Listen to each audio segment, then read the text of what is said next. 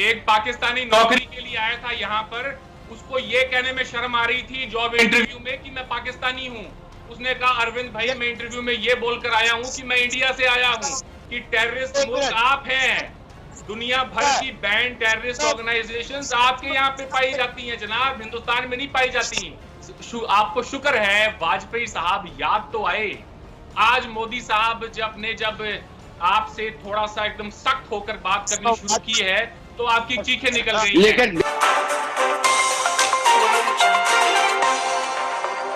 नमस्कार दोस्तों, A1 news में आपका स्वागत है। तो आज आए हैं हम एक बड़ी न्यूज़ के साथ। जी हाँ दोस्तों, आप इस वीडियो में देख पाओगे फिज़ा खान किस तरह इंडिया के ऊपर बुरे इल्ज़ाम लगाती है और कहती है कि इंडिया आतंकवाद फैलाता है, ब्ला ब्ला ब्ला। लेकिन उनको किस तरह अपने अरविंद साहब मुंह तोड़ जवाब देते हैं, उनको डायरेक्ट चुप्पी बैठ जाती है।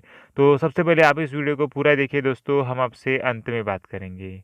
धन्यवाद। और इंडियन जर्नलिस्ट हैं न्यूजीलैंड से। अरविंद, आपका भी बहुत शुक्रिया ज्वाइन करने के लिए।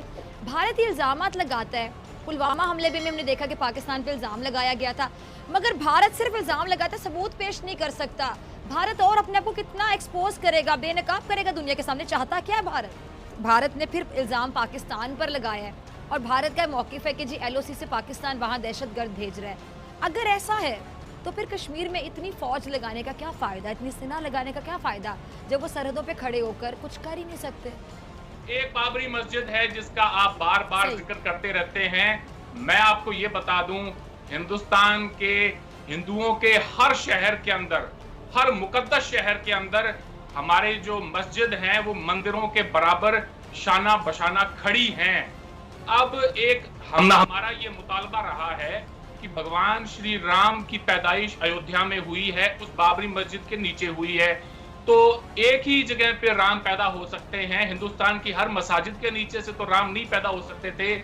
तो मुसलमानों को चाहिए था कि वो गंगा जमुना तहजीब के चलते और हिंदुओं को वो जगह दे देते। अगर मसला होता आपके यहाँ पर तो आपने तो मौका भी नहीं देना था, ना कोई मुकदमा होता, ना ही कोई अदालत लगती, आपने फैसला ऑन द स्पॉट करना था जैसा 47 में आपने किया।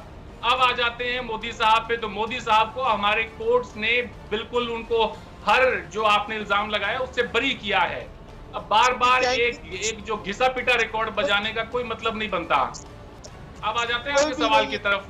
तारिक, आप जरा इसका जवाब मैं आपसे लूंगी, आपकी बारी में जरा पॉइंट नोट कर लें जी, कि भारत में वाकई इंसाफ है क्या, भारतीय अदलिया के बारे में क्या आपकी राय? तारिक, मैं आपकी तरफ आऊंगी, पहले मुझे जी आप कंप्लीट करें, फिर मैं अली रजा की तरफ भी आ रही हूं जी। बड़ी मेहरबानी।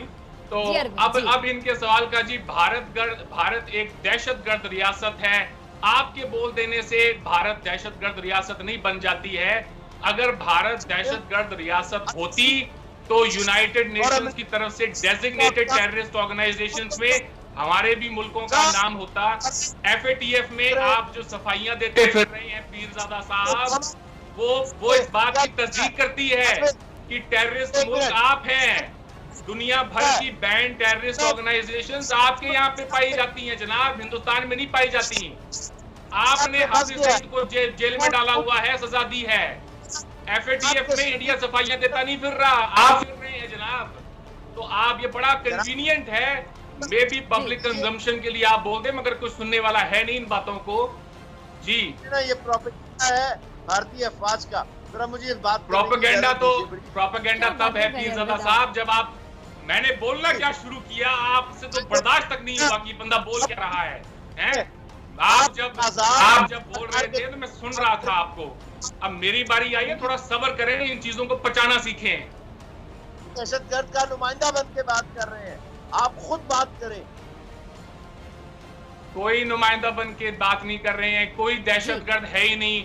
हमारी तारीख है, हम दुनिया में जहां भी जाते हैं हमारा नाम है। क्या आप जो बातें कर रहे हैं इनका कोई सरोपैर नहीं है साहब। आपके जो मन में आए आप बोलते रहें। क्यों पाकिस्तानी आवाम से झूठ बोल रहे हैं? थोड़ा शर्म करें। नहीं है, 800 मिलियन भारतीय वो है जिनके पास रोटी नहीं है, उनके चेहरे गड़े हुए हैं, उनकी खाल आंखें जो है धसी हुई है। ये भारत का चेहरा है असल में। एक पाकिस्तानी नौकरी के लिए आया था यहाँ पर, उसको ये कहने में शर्म आ रही थी जॉब इंटरव्यू में कि मैं पाकिस्तानी हूँ। उसने कहा अरविंद भाई मैं इंटरव्यू में ये बोलकर आया हूं कि मैं इंडिया से आया हूं। आपके पाकिस्तानी लोग जो बाहर के मुल्कों में जाते हैं वो इंडियन रेस्टोरेंट खोलते हैं, वो पाकिस्तानी रेस्टोरेंट नहीं खोलते, पाकिस्तानी हर वो जगह इंडियन पाकिस्तानी ही रेस्टोरेंट कहलवाते खोलते हैं। हैं। कोई नहीं कहलवाता। फिजा, डॉक्टर फिजा, आप जब सड़क पे चल रही होंगी ना तो किसी से कोई गोरा जब आपको देखेगा तो वो यही कहेगा कोई हिंदुस्तानी जा रही है, कोई ये नहीं कहेगा पाकिस्तानी जा रही है। इस मुगालते में ना रहें। अब आगे चलते हैं कि इन्होंने कहा कि जी डीएनए टेस्ट करवा लें। इन्होंने कहा कि हम आपकी आर्मी वहां पे पैलेट गन इस्तेमाल करती। मैं एक करके सबका जवाब देना चाहूंगा। आपको शुक्र है वाजपेयी साहब याद तो आए।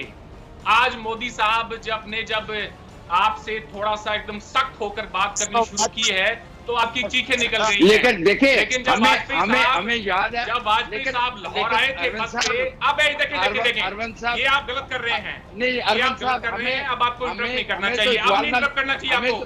ना, अब आपको इंटरप्ट नहीं करना चाहिए। मीरजादा साहब और आप दोनों आप खामोश हो जाए। पीछे से आपकी आवाजें आ रही है, आप ना करें इंटरप्ट। अब इन्होंने आपको शुक्र है वाजपेयी साहब याद तो आए, वरना मैं तो ये समझे बैठा था कि इनको याद भी नहीं है कि वाजपेयी साहब दिल्ली से लाहौर में बस में जाके वहां पे तशरीफ लाए थे। वो वाजपेयी साहब जिनकी पीठ पे जो है छुरा खोपा गया, वो मियां मोहम्मद नवाज शरीफ साहब ने खुद कहा कि अगर मैं वाजपेयी साहब की जगह होता तो मैं भी यही फील करता कि उनकी पीठ पे जो छुरा खोपा गया है वो बिल्कुल ठीक सोचते हैं। अब आ जाए आगे। इन्होंने कहा कि डीएनए टेस्ट करवा लें। बीमारी और इतनी दवाइयां को खाता है उसका दिमागी तवाज़ुन ऐसा हो जाता है जैसे नवाज शरीफ साहब का हो चुका है। मैडम बोले ना बीच में, मैडम बोले ना बीच में। वाह वाह वाह वाह, बोलना शुरू कर दिया। जैसी मैंने अब मुझसे मेरी जो बातें ना वो आपसे हजम नहीं होनी है। अब आप सुने, आपके पास नवाज शरीफ इन्होंने कहा कि डीएनए टेस्ट करवा लें। नवाज शरीफ किसके एजेंडे में चल रहा है जरा बता दें। कोई ढकी छुपी बात रह गई है? मैं उस पे नहीं जा रहा। मेरी बात सुने, पाकिस्तान से खबरें और हकाइक आप लोग नहीं पहुंचते, पाकिस्तान की खबरें नहीं देखते आप। तो जैसे कि आप सबने देखा ही है, अरविंद साहब ने पाकिस्तानी मीडिया की और फिजा खान की पूरी खुल के ले ली। तो सबसे पहले बात करते हैं दोस्तों पाकिस्तान के बारे में। तो जी हाँ दोस्तों, पाकिस्तान में कोई ऐसे भी बंदे हैं जो विदेशों में जाकर ऐसे हिंदुस्तानी होने का ढोंग रचाते हैं। उनको लज्जा आती है, उनको शर्म होता है कि हम एक पाकिस्तानी मुल्क से है जो एक आतंकवाद को एक्सपोर्ट करता है। तो इसीलिए वो लोग अपने को यानी कि खुद को हिंदुस्तानी होने का दावा करते हैं, ऐसा अरविंद साहब का कहना है दोस्तों। अभी रुक करते हैं पाकिस्तान की मीडिया की तरफ। तो सबसे पहले देखो दोस्तों, पाकिस्तान मीडिया का कहना है कि इंडिया आतंकवाद को एक्सपोर्ट करता है और पाकिस्तान के ऊपर झूठे इल्ज़ाम लगाता है। तो दोस्तों सबसे बड़ी बात तो ये है, ये कहीं छुपा नहीं रहा कि पाकिस्तान एक आतंकवादी देश है, क्योंकि सब देशों को पता है पाकिस्तान कितना आतंकवाद एक्सपोर्ट करता है। तो जैसे कि अमेरिका ने एक रिपोर्ट बनाई है, उसमें ऐसा रिपोर्ट में है कि वर्ल्ड के टॉप 50 टेररिस्ट कौन से हैं, उनमें से 99% जो टेररिस्ट है, टॉप के 99 टेररिस्ट जो है वो पाकिस्तान से आए हुए हैं दोस्तों।